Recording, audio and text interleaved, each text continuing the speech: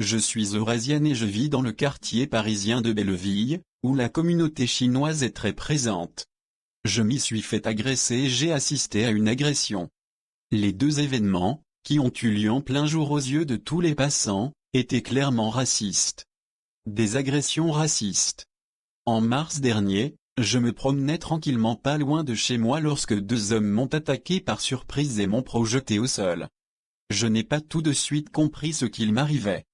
Lorsque j'ai repris mes esprits, j'étais par terre, le genou gauche en sang et mon sac toujours entre les mains. L'un des deux hommes s'est penché pour m'arracher mon sac, j'ai résisté et les deux agresseurs ont fini par prendre la fuite, sans leur butin. Cette agression est survenue un peu plus d'un an après que j'ai été témoin d'une situation similaire. En 2014, alors qu'une vieille dame asiatique tenait dans chaque bras ses sacs à provisions, toujours dans le quartier de Belleville, elle s'était fait agresser de la même manière. Mais cette fois, seul un homme était sur le coup. Il était frêle et avait l'air d'avoir peine 20 ans. La vieille dame s'était aussi accrochée à son portefeuille et le voleur s'était lui aussi laissé décourager. Une chose plutôt naturelle se passe une fois que vous commencez à parler de votre agression, les autres, ceux qui avaient trop honte pour parler, se mettent alors à raconter la même histoire que vous. C'est comme ça que je me suis rendu compte du nombre de personnes asiatiques autour de moi qui avaient vécu ce genre d'agression à Paris. Hybridé égale la cible idéale. Mon voisin m'a signalé avoir une amie eurasienne qui vit dans notre rue, et qui en est à sa 3e agression.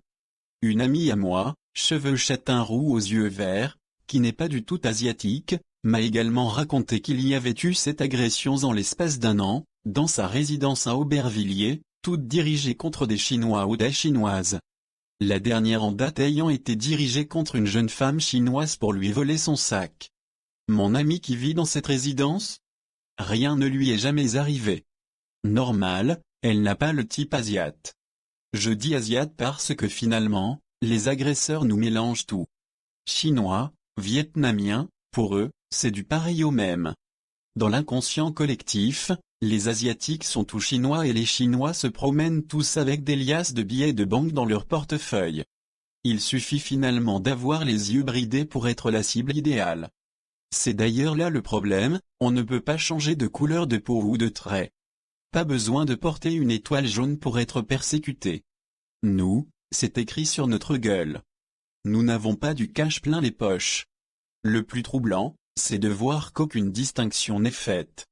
Touristes, riches parisiens, prostituées, commerçants, tous les Asiatiques risquent l'agression. Pourtant, nous sommes tous très différents et presque qu'aucun Asiatique ne correspond au cliché populaire. Par exemple, moi je n'ai pas du tout d'accent. À m'entendre au téléphone, jamais vous ne pourriez imaginer que j'ai un physique de chinoise. Mais, c'est du délit de faciès alors seule l'apparence compte. Ensuite, cela fait plusieurs années que nous ne nous baladons plus avec du cash. L'Asie n'est plus ce continent pauvre, cette zone en développement qui nous obligeait à devoir compter sur du cash et pas sur les institutions bancaires. Aujourd'hui, l'Asie est riche et elle fait partie des premières puissances économiques mondiales. Finalement, c'est peut-être aussi pour ça que l'on se fait agresser.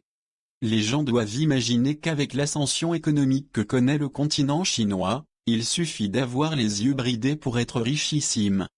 Persécuté, on a envie de partir. On ne se sent donc plus en sécurité en France et particulièrement à Paris.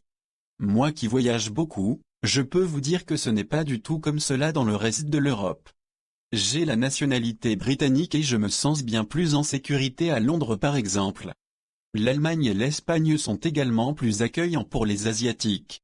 Ce climat de persécution et de danger permanent ressenti par toute la communauté chinoise et asiatique de France nous donne envie de partir. Voilà pourquoi j'espère que la pétition déposée au gouvernement changera la donne. Aujourd'hui, nous sommes démunis, c'est un peu notre dernier recours. J'aurais bien voulu savoir de quel groupe ethnique sont issus les agresseurs.